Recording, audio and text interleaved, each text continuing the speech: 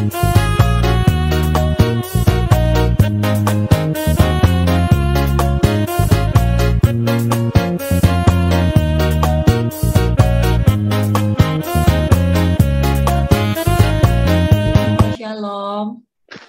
Shalom. Selamat Paskah semuanya. Selamat Paskah. Oke, kita masih dalam tema Paskah ya. Kita akan bahas tentang darah Yesus hari ini. Sebentar, aku share screen sebentar.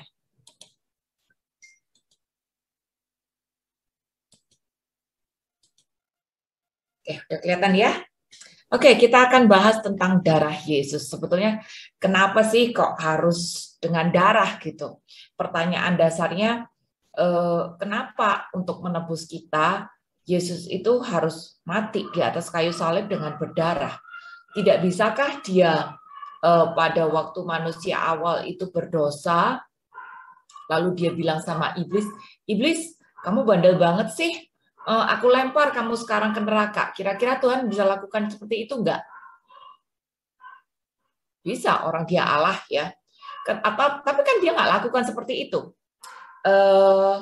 Atau misalnya dia bilang, "Oh Adam, Hawa, kamu kok nakal banget sih ya. Udah dibilangin nggak boleh makan buah dari pohon itu, masih makan juga. Udah deh." Mungkin Tuhan pikir itu Adam dan Hawa kan cuman dari debu dan tanah kan, cuman dari lempung doang. Terus dia apa tuh namanya, kalau bahasa Jawanya di lempungnya diuntel-untel lagi gitu. Terus Tuhan bilang, "Aduh produk gagal nih, udah bikin lagi produk yang baru yang lebih sempurna." Kira-kira Allah lakukan seperti itu bisa nggak? Bisa juga, orang namanya Allah. Tapi dia tidak lakukan itu. Malah dia pilih jalan yang ekstrim untuk menebus manusia dengan keturunannya ini dengan cara mati di atas kayu salib. Kenapa kok sampai seperti itu? Ini yang akan kita bahas hari ini Bapak dan Ibu. Sebenarnya Paskah ini adalah inti dari Christianity kita, yaitu pada saat Yesus bangkit lalu Yesus wafat lalu mengalami kebangkitan. Itu adalah inti dari Christianity kita. Karena pada saat itu terjadi kemenangan di atas kayu salib. Oke, kita coba bahas satu-satu ya. Ingat pada waktu kita belajar biologi zaman dulu, zaman kita sekolah, ya, itu kan kita belajar bahwa ada 3 jenis makhluk hidup. Yang pertama ada pohon. Pohon itu cuman punya badan doang. Dia nggak punya pikiran, apalagi dia nggak punya roh gitu. Dia cuman punya badan doang. Lalu kita kenal makhluk hidup yang kedua, yaitu hewan. Hewan jelas berbeda dengan pohon, karena hewan punya badan. Tapi hewan juga punya yang namanya pikiran, perasaan, kehendak. Jadi dia bisa marah, dia bisa merasa lapar, dia punya naluri ibu, dia bisa loyal kepada pemiliknya, dia bisa minta dialem gitu ya. Barusan anjingku datang ke sini naik-naik minta sayang-sayang seperti itu. Dia punya pikiran, perasaan dan kehendak. Itu hewan. Berbeda dengan pohon yang nggak punya pengen apa-apa gitu. Tapi ada makhluk hidup yang ketiga yang kita kenal dengan manusia, yaitu kita. Jelas kita manusia itu berbeda dengan pohon dan hewan. Karena kita punya manusia ini, kita punya tubuh. Selain itu, kita punya pikiran, perasaan, dan kehendak. Selain itu, kita juga punya roh. Ini yang membedakan antara kita dengan pohon dan hewan. Roh itu ada di Kejadian 2 ayat 7 ya, pada waktu Tuhan menciptakan manusia. Karena ketika itulah Tuhan Allah membentuk manusia itu dari debu tanah dan menghembuskan nafas hidup ke dalam hidungnya. Demikianlah manusia itu menjadi makhluk yang hidup. Lihat, cara Allah menciptakan manusia itu pun sudah beda. Dia membentuk dengan tangannya, berarti dia bekerja. Pada saat Tuhan menciptakan semua yang lain, alam semesta, terang, gelap, air, pohon, hewan, dia cuma bersabda aja. Tapi pada waktu dia menciptakan manusia, dia membentuk, berarti dia bekerja. Setelah dia membentuk, dia menghembuskan nafas. Sehingga manusia menjadi makhluk yang hidup. Makhluk yang hidup itu adalah living soul. Berarti di dalam diri manusia ada roh. Roh ini yang membuat manusia secitra dengan Allah, serupa dengan Allah, segambar dengan Allah. Ini yang membedakan manusia dengan yang lain-lainnya. Karena kita punya roh itu tadi. Nah, berikutnya setelah Allah menciptakan manusia, dia memberikan aturan-aturan.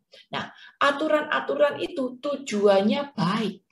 Nah, sebagian besar dari kita kan mungkin punya anak ya, atau kalau kita enggak punya anak, setiap dari kita pasti punya orang tua kan. Nah, orang tua kita dari kecil kan kasih kita aturan. Misalnya pagi harus bangun, jam 7 harus sudah nyampe sekolah, pulang sekolah tuker baju, habis itu makan, habis makan bikin PR dulu. Nah, itu aturan-aturan dari orang tua kita. Mungkin zaman dulu boleh main sampai jam 5, habis itu pulang mandi, terus belajar gitu. Aku enggak tahu. Tapi setiap orang tua kan pasti ada aturan-aturannya. Aturan-aturan itu kan tujuannya bukan jahat, tapi untuk mendidik demi kebaikan anak-anaknya. Benar nggak seperti itu Bapak dan Ibu? Allah pun juga punya aturan. Dan aturan yang dia berikan itu ada di Kejadian 2 ayat 17. Yaitu, tapi pohon pengetahuan tentang yang baik dan yang jahat itu, janganlah kau makan buahnya. Sebab pada hari engkau memakannya, pastilah engkau mati. Ini peraturan pertama yang Allah berikan kepada manusia. Bukan karena Allah jahat, tapi Allah mengajarkan agar manusia itu nggak jatuh sebetulnya. Jadi aturannya nggak boleh makan buah dari pohon kehidupan sama pohon pengetahuan. Ini aturannya. Nah, realitanya kita tahu kan Adam dan Hawa makan apa enggak buah dari pohon itu? Makan. Setelah Adam dan Hawa makan buah pengetahuan, mereka mati enggak? Enggak. Nah, kalau mereka enggak mati, ayat bilang loh, pastilah engkau mati. Tapi mereka enggak mati. Jadi gimana nih? Apakah Allah salah? Apakah Allah bohong? Enggak mungkin. Allah nggak akan pernah salah, apalagi berbohong. Kalau Allah bilang mati, ya pasti mati. Tetapi di sini yang mati itu bukan badannya Bapak dan Ibu. Kalau Allah bilang mati, pasti ada yang mati. Nah, apa yang mati? Rohnya. Dosa membuat roh itu mati.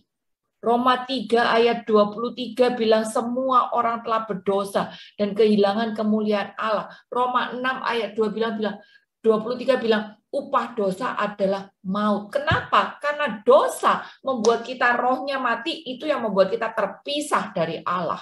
Nah, sekarang masalahnya manusia itu kan tadinya punya tubuh. Habis itu dia punya pikiran, perasaan, kehendak kayak hewan. Habis itu dia punya roh. Kalau rohnya mati, berarti manusia sekarang jadi kayak apa? Kalau rohnya mati, manusia sekarang jadi kayak apa? Cuman punya tubuh sama pikiran, perasaan, kehendak. Nggak punya roh lagi. Berarti manusia itu jadi kayak hewan.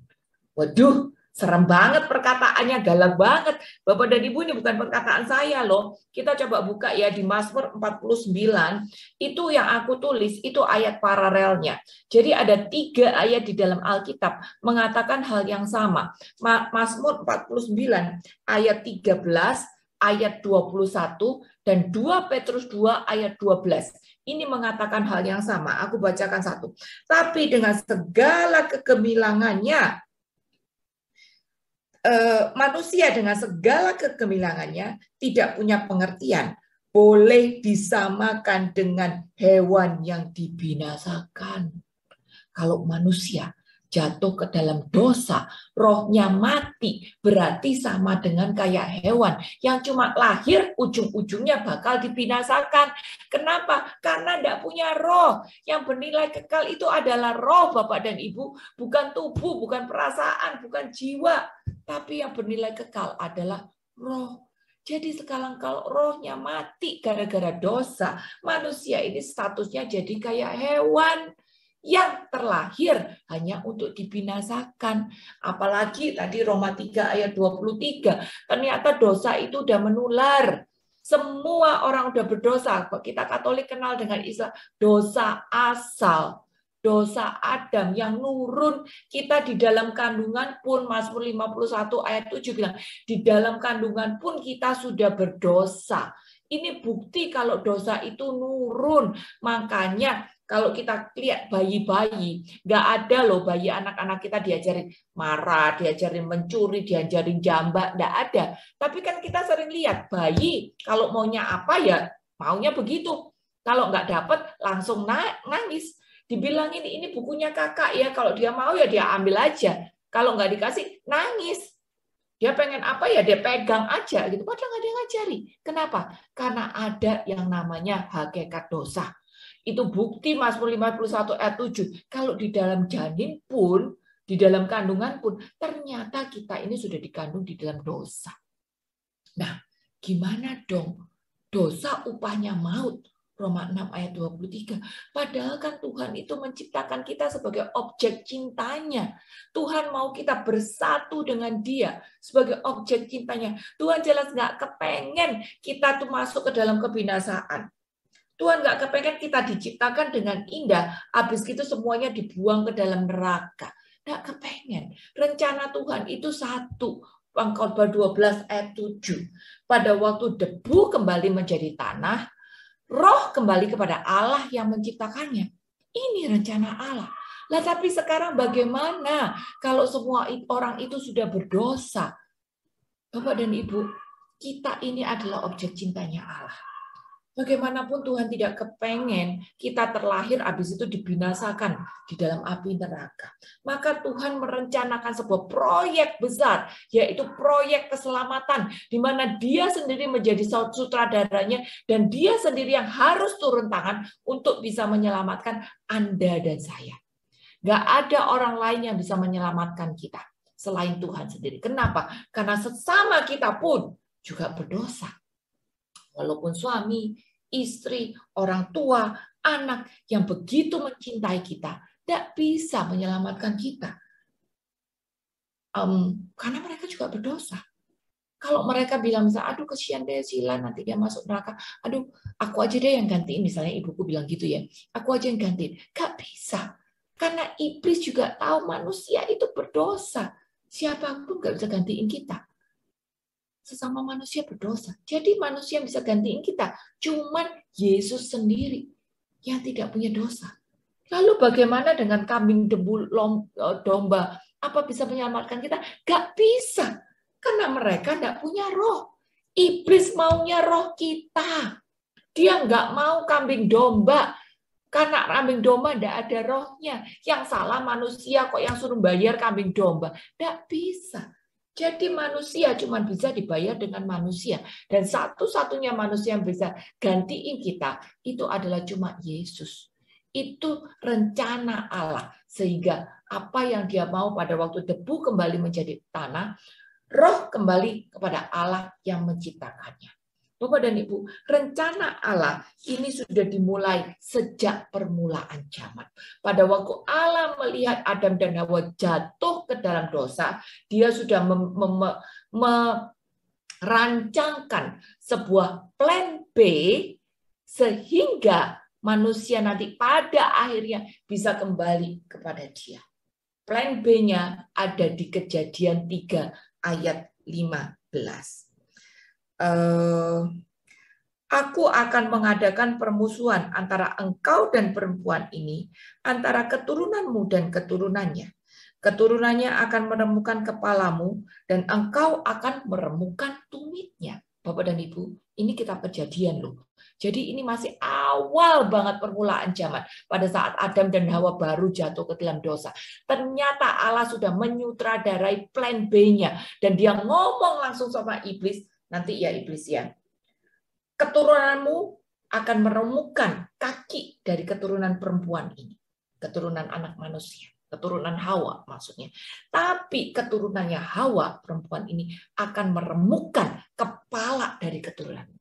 Di situ Allah sudah merencanakan plan, sebuah proyek keselamatan untuk manusia. Nah, sekarang kenapa plan B-nya harus lewat salib? Harus lewat darah. Bapak dan Ibu, Allah itu punya satu karakter ya. Itu tertulis di 1 Yohanes 1 ayat 9. Ini salah satu karakter Allah. Di situ dibilang, jika engkau mengaku dosa, maka ia adalah setia dan adil. Allah itu setia. Setia itu berarti dia mengasihi kita. Dia selalu ada bersama dengan kita. Walaupun kita jatuh bangun, nakal baik ya, nakal lagi, jatuh lagi. Dia setia. Dia selalu ada untuk tolong kita. Ini bukti cinta Allah. Bukti kasih Allah. Dia Allah yang setia. Sampai kapanpun dia setia. Selama kita mau bertobat, dia setia. Tapi Allah itu juga adil. Adil itu berarti memberikan apa yang memang dia harus diberikan, tapi juga menghukum apa yang harus dihukum. Nah, sifat keadilannya ini membuat dia harus menghukum. Yang salah ya harus dihukum. Seperti itu. Tapi Allah itu enggak tega kalau menghukum kita. Karena kalau kita dihukum berarti upah dosa adalah maut. Tapi sifat keadilan ini harus tetap dijalankan. Jadi bagaimana? Siapa yang dihukum agar sifat keadilan ini tetap bisa digenapi? Yang dihukum sekarang adalah dirinya sendiri. Karena Yesus mencintai, karena Allah mencintai, maka dia setia. Tapi dia juga tetap harus menghukum dengan adil. Maka yang dihukum sekarang ya dia sendiri demi kesetiaannya kepada kita. Jadi sekarang sifat kesetiaan digenapi, sifat keadilan juga digenapi karena ada yang dihukum, yaitu dirinya sendiri. Lalu ada juga kita tahu, Keluaran 21 ayat 24, ada hukum-hukum yang Tuhan ajarkan kepada kita manusia. Hukum mata ganti mata, gigi ganti gigi, nyawa ganti nyawa. Hukum ini pun digenapi. Karena nyawa diganti dengan nyawa. Nah, sekarang nyawanya siapa yang gantiin? Nyawanya Yesus. Kita tahu harusnya nyawa kita yang jatuh pada kebinasaan. Tapi karena Tuhan setia dan adil, sekarang nyawa kita diganti dengan nyawanya Yesus. Nah, sekarang bagaimana pertukaran nyawa itu? Pertukaran nyawa harus terjadi lewat darah.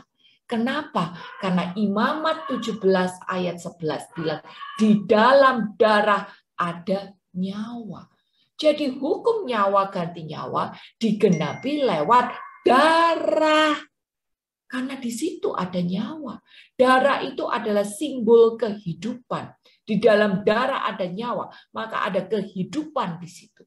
Saat nyawa diberikan, saat darah dicurahkan, di situ bukan hanya terjadi hukum nyawa ganti nyawa digenapi, tapi juga terjadi sebuah persembahan.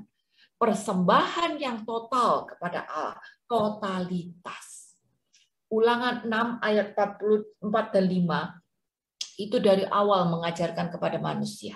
Pada saat kita mau memberikan persembahan kepada Allah, kita diminta untuk memberikan persembahan dengan totalitas. Totalitas itu berarti apa? Dengan segenap hati, segenap kekuatan, segenap pikiran, segenap akal budi. Itulah totalitas. Dan itu terus diulang. Bahkan di perjanjian baru di Alkitab, di Matius, Markus, Lukas, kita diajarkan untuk mencintai Tuhan, untuk memberikan persembahan kepada Tuhan. Itu harus dengan totalitas, segenap hati, segenap kekuatan, segenap pikiran, segenap akal budi kita. Lalu bagaimana kita bisa memberikan sebuah persembahan yang totalitas? Totalitas seluruh kehidupan kita. Yang nggak ada lain, nggak ada bukan, adalah darah. Ini kenapa Tuhan dari awal sudah mengajarkan bahwa darah itu penting. Karena di dalam darah ada nyawa. Di dalam darah mengajarkan persembahan yang totalitas. Memberikan sebuah kehidupan kepada Allah sendiri. Jadi proyek keselamatan ini sebenarnya sudah direncanakan Allah sejak permulaan zaman. Kitab Kejadian loh. Tuhan sudah menyutradarai hal ini. Dan dia tahu satu-satunya cara untuk memberikan proyek keselamatan ini. Untuk memberikan nyawa ganti nyawa ini tadi. Hanya lewat diri Yesus anaknya sendiri. Maka Bapak dan Ibu, seluruh kisah perjanjian lama itu sebetulnya sudah menggambarkan kepada kita tentang peristiwa Paskah, tentang peristiwa penyaliban, tentang peristiwa darah yang harus dicurahkan, tentang peristiwa sebuah persembahan kepada Allah dan barter nyawa diganti nyawa. Seluruh cerita perjanjian lama sudah menggambarkan tentang itu semua. Itu dinyatakan di Ibrani 10 ayat 1 dan 4. Kita boleh baca itu. Bilang bahwa perjanjian lama adalah bayangan dari perjanjian baru. Aku bacakan kata-kata yang pasti ya. Di dalam hukum Taurat hanya terdapat bayangan saja dari keselamatan yang akan datang. Dan bukan hakikat dari keselamatan itu sendiri. Karena itu, dengan korban yang sama, yang setiap tahun terus-menerus dipersembahkan, hukum Taurat tidak mungkin menyempurnakan mereka yang datang mengambil bagian daripadanya. Garis bawahi bahwa hukum Taurat hanya terdapat bayangan dari keselamatan yang akan datang. Dan bukan hakikat dari keselamatan itu sendiri. Sama di ayat 4 bilang hal yang sama. Jadi perjanjian lama adalah bayangan dari perjanjian baru. Dan itu sudah diajarkan. Ya, harus darah, persembahan harus darah. Karena di dalam darah ada kehidupan. Kejadian 4 ayat 4. Ini ya pelajaran pertama tentang darah. Ini kisah Kain dan Habel. Pada waktu Kain dan Habel memberikan persembahan, kita tahu Kain itu peternak. Jadi dia berikan kambing lembu dombanya. Habel Habel peternak, jadi dia memberikan kambing lembu dombanya. Tapi Kain dia petani, jadi dia berikan apel, jambu, duriannya gitu. Pasti mereka semua memberikan yang terbaik. Tapi persembahan yang diterima, persembahan Habel. Persembahan Kain enggak. Padahal enggak mungkin Habel memberikan, enggak mungkin Kain memberikan misalnya apel busuk atau mangga yang udah jatuh atau jambu yang bekas digigit, enggak mungkin. Dia pasti memberikan yang terbaik pada Tuhan. Tapi kenapa persembahan Habel diterima? Jawabannya karena ada darah. Ini pelajaran pertama. Bahwa persembahan itu harus dengan darah. Ya. Pada saat Habel memberikan persembahan darah, korban itu dibakar semuanya. Dia tidak bisa menikmati apapun juga dari kambing domba itu tadi. Tapi pada saat Kain memberikan persembahan, jambu, durian, pepayanya dia. Besok bulan depan, kalau pohon itu berbuah, dia bisa menikmati kehidupan dari pohon itu. Nah, di sini Tuhan mengajarkan bahwa persembahan itu harus totalitas, harus ada darah. Ini pelajaran pertama. Lalu pelajaran kedua, lewat peristiwa Paskah di Mesir. Pada waktu Tuhan memberikan tulah-tulah, kan dia bilang tuh di Keluaran 12 ayat yang ke-13. Dan darah itu menjadi tanda bagimu pada rumah-rumah di mana kamu tinggal. Apabila kamu melihat darah itu, maka aku akan lewat daripada kamu. Jadi tidak akan ada tulah kemusnahan di tengah-tengah kamu. Apabila aku menghukum tanah Mesir. Pelajaran kedua tentang darah.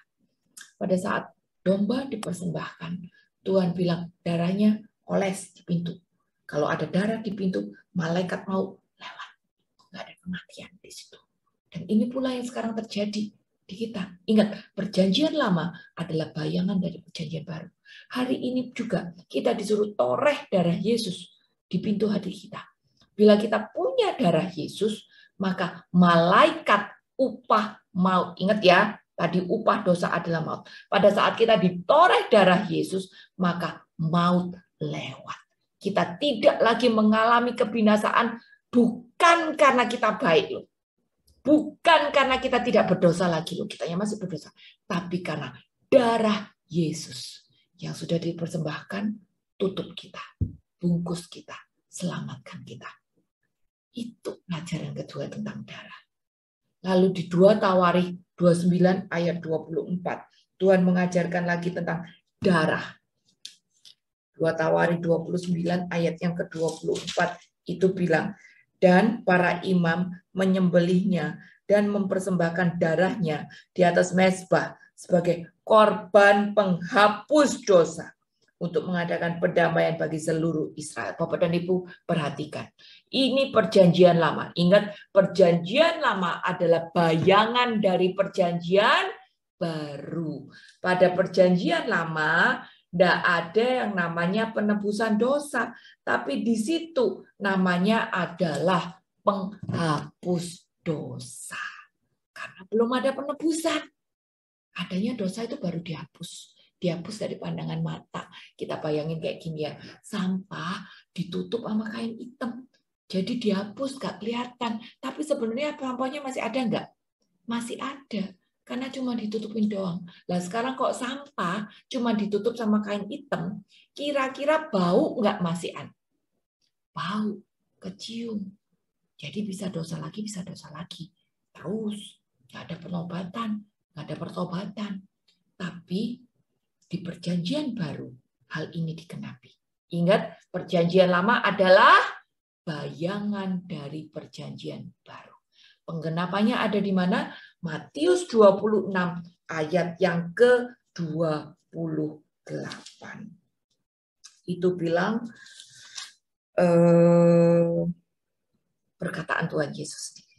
Dia bilang, sebab inilah darahku, darah perjanjian yang ditumpahkan bagi banyak orang untuk pengampunan dosa.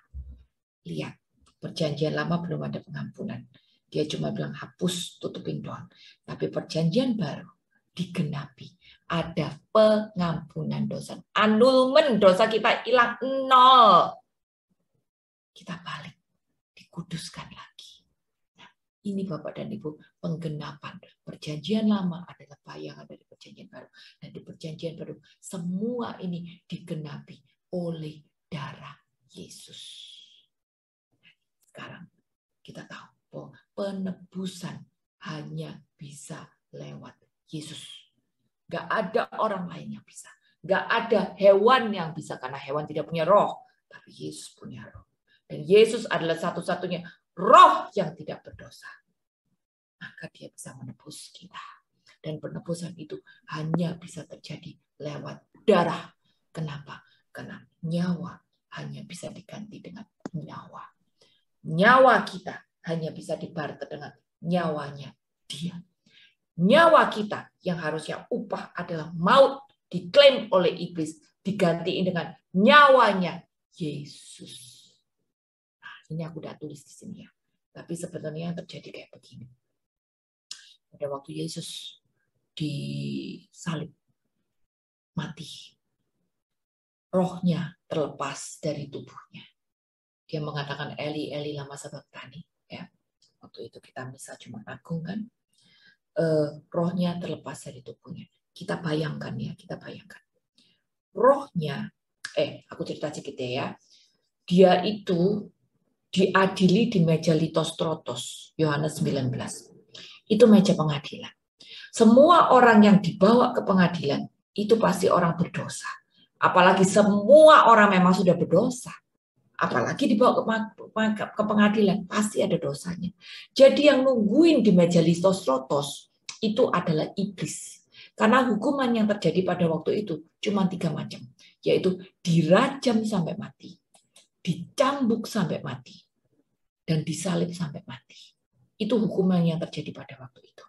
Ya, jadi apapun jenis hukumannya, ujungnya mati. Maka yang nungguin di situ semua iblis. Karena iblis tahu, pada saat orang ini nanti mati, rohnya milik dia. Karena upah dosa adalah maut kan. Jadi iblis nungguin di situ. Mau ambil rohnya manusia. Pada saat Yesus dibawa ke meja Litostrotos, itu meja pengadilan, iblis pun juga nungguin di situ. Tapi ternyata pada waktu Yesus mati, rohnya terlepas, Iblis lihat, loh, ini rohnya tidak berdosa, maka maka iblis tidak punya hak untuk ambil roh Tuhan Yesus. Kita bayangkan seperti ini. Pada waktu itu iblis melihat rohnya Tuhan Yesus tidak bisa dia ambil, dan di situ rohnya Tuhan Yesus bilang, udah ya iblis ya, aku udah tebus nih semua. Kamu nggak bisa ambil rohku. Dan aku sudah tebus nih rohnya manusia. Dari zaman dulu sampai zaman besok.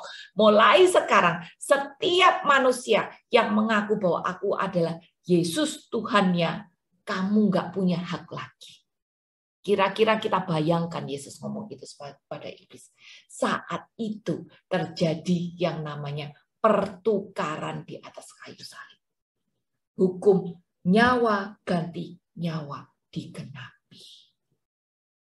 Tuhan tebus dosa kita digenapi. Dan caranya harus salib. Kenapa? Karena hukuman yang terjadi pada itu cuma ada dirajam sampai mati, dicambuk sampai mati, disalib sampai mati. Dan Tuhan jalani tiga-tiganya demi kita. Ini kenapa harus salib, ini kenapa harus darah. Ini juga kenapa hanya Yesus yang bisa. Gak ada orang lain yang bisa nebus Anda dan saya selain daripada Dia sendiri. Jadi sekarang Dialah satu-satunya orang yang bisa tebus kita. Kolose 1 ayat 13-14 bilang, Ia telah melepaskan kita dari kuasa kegelapan dan memindahkan kita di dalam kerajaan anaknya yang kekasih.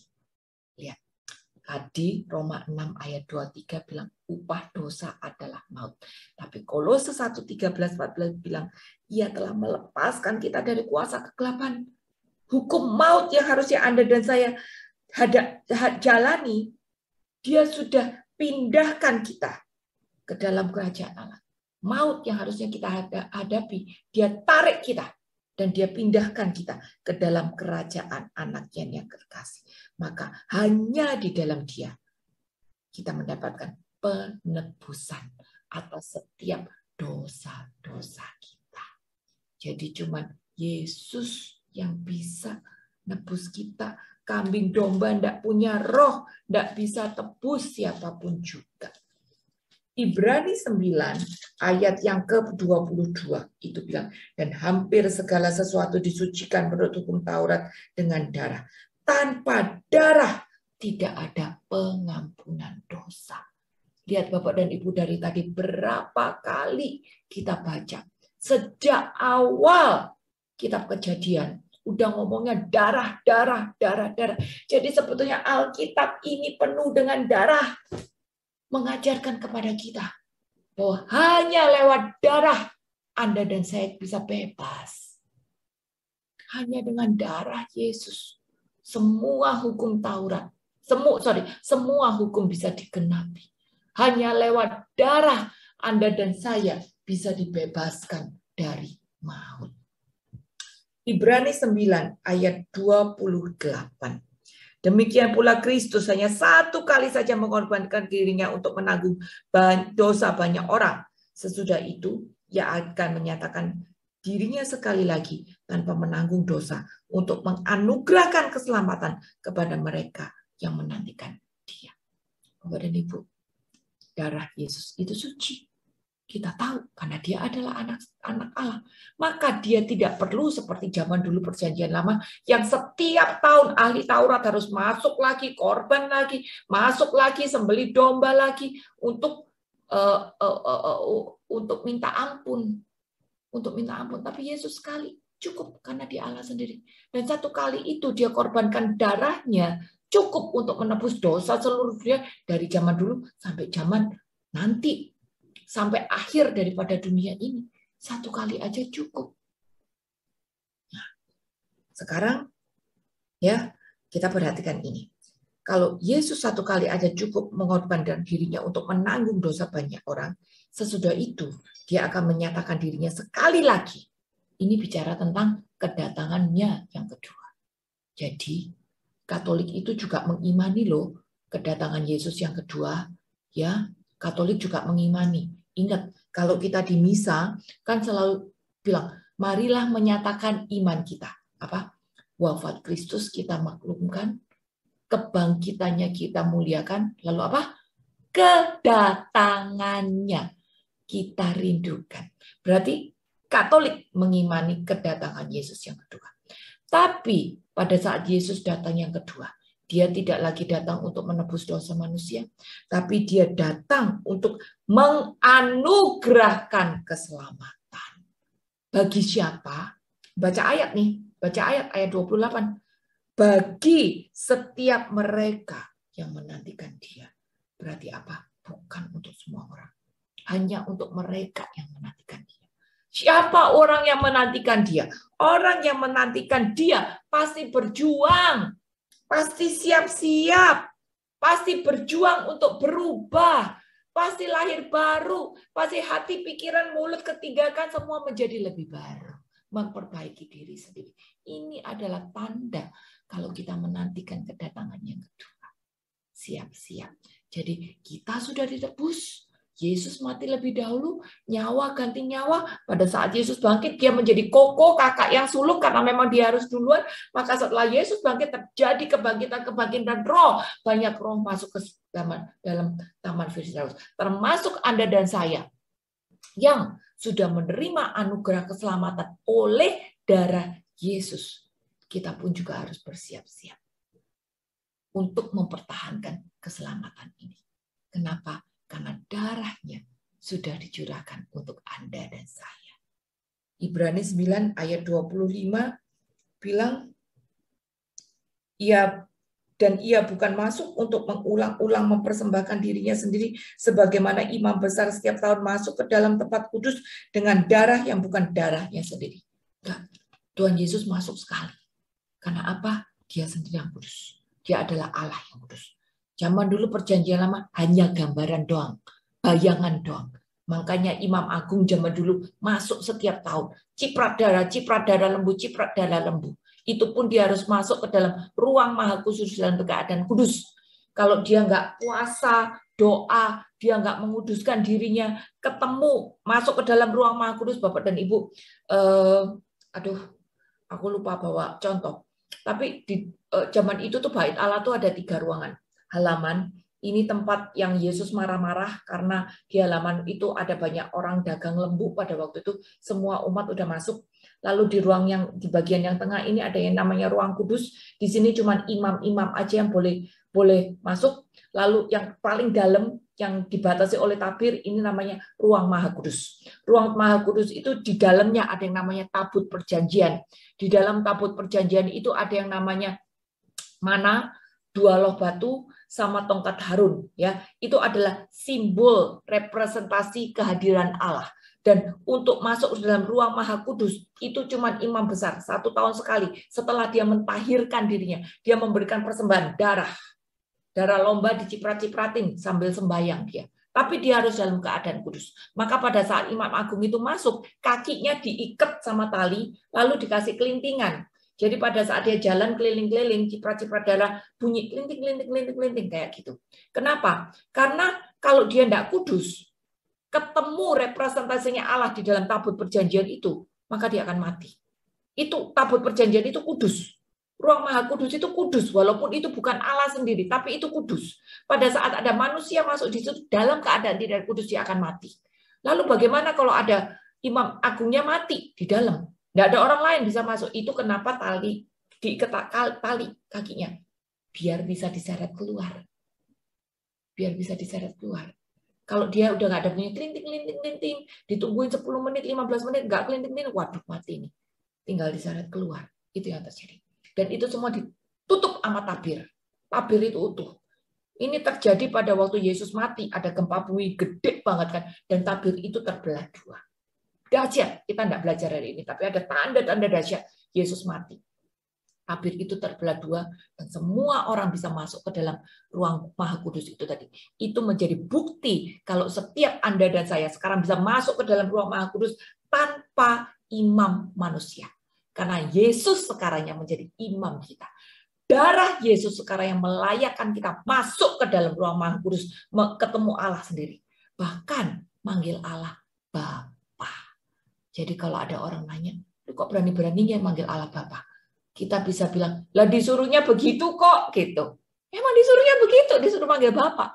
Bukan karena kita kudus, karena apa? Karena darah Yesus yang melayakan kita. Nah, berikutnya, next. Darah Yesus yang menguduskan, ya. Kita coba buka di Ibrani 13 ayat yang ke-12. Apa yang kita bisa dapat dari darah Yesus? Ada beberapa hal, ada banyak sebetulnya, tapi ada 3 hal utama yang kita bisa dapat dari darah Yesus.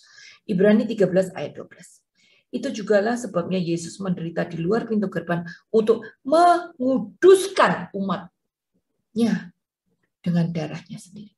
Menguduskan umatnya dengan darahnya Yesus sendiri. Bapak dan Ibu, pertanyaan saya. Apakah darah Yesus sudah dicurahkan? Sudah. Karena darah itu sudah dicurahkan, maka umatnya sudah dikuduskan oleh darah itu. Pertanyaan kedua. Jadi sekarang, siapa orang kudus itu?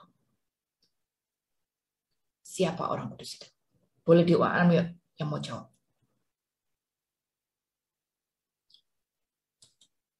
Siapa orang kudus itu? Yang mau jawab? Darah Yesus sudah dicurahkan. Dan darah Yesus sudah menguduskan kita.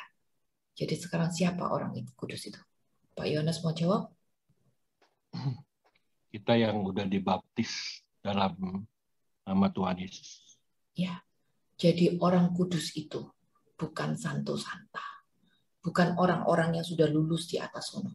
Tapi setiap darah kita, setiap kita yang percaya, yang sudah dibaptis, kita adalah orang kudus. Maka kita sekarang harus dengan iman berani untuk mengatakan bahwa saya adalah orang kudus. Bukan karena kita sudah kudus, tapi karena darah Yesus yang menguduskan kita.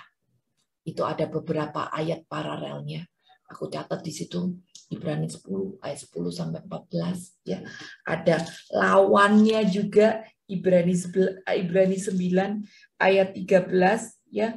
Itu mengatakan kalau darah lembu domba itu cuma menyucikan secara lahiriah. Ini kenapa membuat kita tidak bisa tobat-tobat terus, karena menyucikan secara lahiriah. Yang butuh disucikan itu rohaninya, bukan lahiriahnya. Tapi darah Yesus menyucikan kita. Menyucikan roh jiwa kita. Itu. Jadi ini hal terpenting yang kita dapat dari darah Yesus. Berikutnya, kalau kita sudah disucikan, kita harus mempertahankan apa yang Tuhan sudah berikan kepada kita. Bagaimana cara kita mempertahankan? Dengan terus makan hosti, dengan terus makan firman. Kenapa makan firman? Tadi WA-nya udah bilang bahwa kita harus dikenyangkan dengan firman, ya. Manusia tidak hidup dari roti saja, tapi dari setiap firman yang keluar dari mulut Allah. Kenapa firman ini adalah makanan? Karena 1 Yohanes 1 bilang bahwa pada mulanya adalah firman. Firman itu bersama-sama dengan Allah. Dan firman itu adalah Allah. Berarti firman. Lalu Yohanes 1 ayat 12, firman itu menjadi manusia. Namanya Yesus. Jadi firman yang adalah Allah adalah Yesus. Lalu Yesus yang adalah firman, yang adalah Allah itu tadi bilang di Yohanes 6 ayat 35, 41, 48, 51, 58. Ini Tuhan Yesus sendiri yang ngomong, Bapak dan Ibu. 5 kali dia ngomong bahwa akulah roti hidup. Jadi Allah yang adalah firman, yang adalah Yesus menyatakan diri bahwa dia adalah roti. Itu kenapa firman adalah makanan bagi roh kita. Nah, jadi sekarang perjanjian lama adalah bagian dari perjanjian, adalah bayangan dari perjanjian baru, kan? Ingat ya, kalau dulu kita perjanjian lama diajari darah korban, darah korban, darah korban. Itu tuh baru tanda. Tapi sekarang di perjanjian baru digenapi. Ada darah yang sudah dikorbankan, tapi ada roti juga yang harus dimakan. Karena kalau tidak ada roti yang dimakan, cuma jadi seperti perjanjian lama. Tanda-tanda doang. Jadi sekarang kita harus makan roti firman. Karena roti yang adalah firman itu yang akan mengubah kita. Dan membuat kita mampu mempertahankan keselamatan. Wujud nyata dari komini adalah makan dari firman Tuhan. Ya. Tapi yang perlu kita ingat sekarang, poin terbesar, yaitu darah Yesus menyucikan kita. Lalu yang kedua, darah Yesus membenarkan kita. Roma 5 ayat 9, silakan dicatat. Itu semua ayat paralel yang sama. Kita tidak ada waktu untuk baca semuanya ya, tapi boleh difoto, boleh dicatat. Itu bilang hal yang sama. Lebih-lebih karena kita sekarang telah dibenarkan oleh darahnya. Kita pasti akan diselamatkan dari murka Allah. Jadi darah Yesus tadi menyucikan kita. Sekarang darah Yesus membenarkan kita. Bukan karena kita orang benar. Bukan karena kita tidak berdosa, kita masih jatuh bangun dalam dosa. Tapi darah Yesus membenarkan kita. Membuat kita layak masuk ke dalam ruang Maha Kudus itu. Lalu berikutnya, darah Yesus menyucikan kita. Tadi kita sudah baca ya yang Ibrani 1 Yohanes 1 ayat yang ke-7. 1 Yohanes 1 ayat 7. Tapi jika kita hidup di dalam terang, sama seperti Dia di dalam terang, maka kita beroleh persekutuan seorang dengan yang lain. Dan darah Yesus, anaknya itu, menyucikan kita daripada segala dosa. Jadi ini Bapak dan Ibu, ini 3 poin terpenting yang kita dapat dari darah Yesus.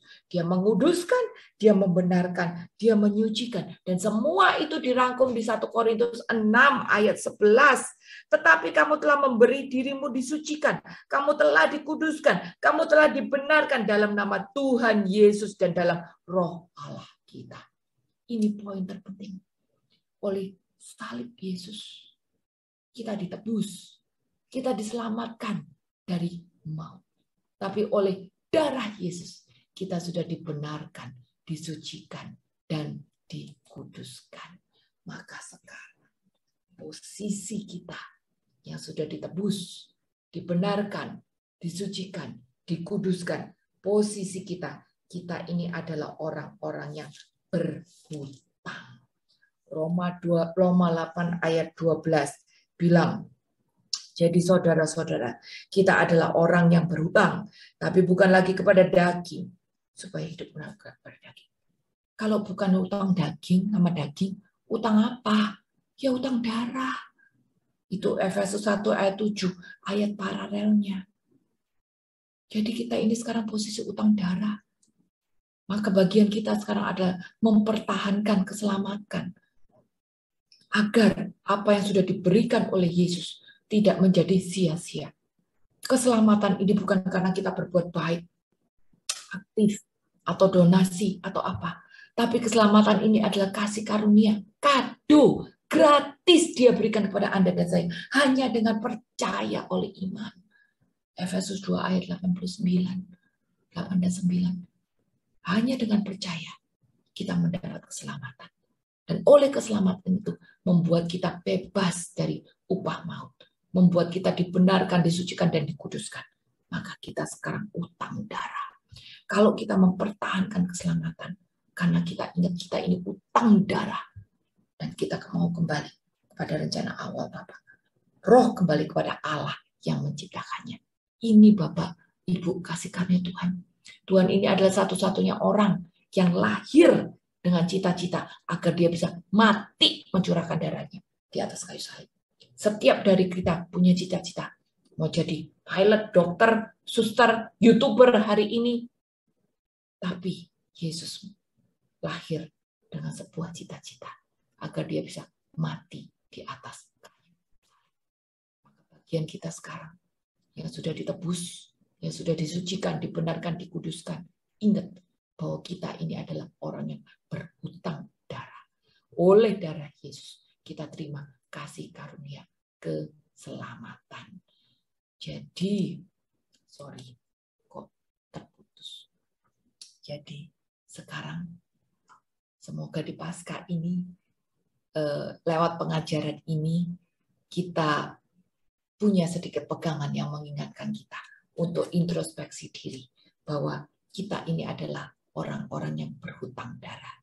Dan biar hari ini menjadi sebuah titik tolak baru untuk kita, untuk bisa bangkit dan memperbaiki diri untuk jadi makin serupa seperti Yesus. Semoga jadi berkat. Tuhan Yesus memberkati.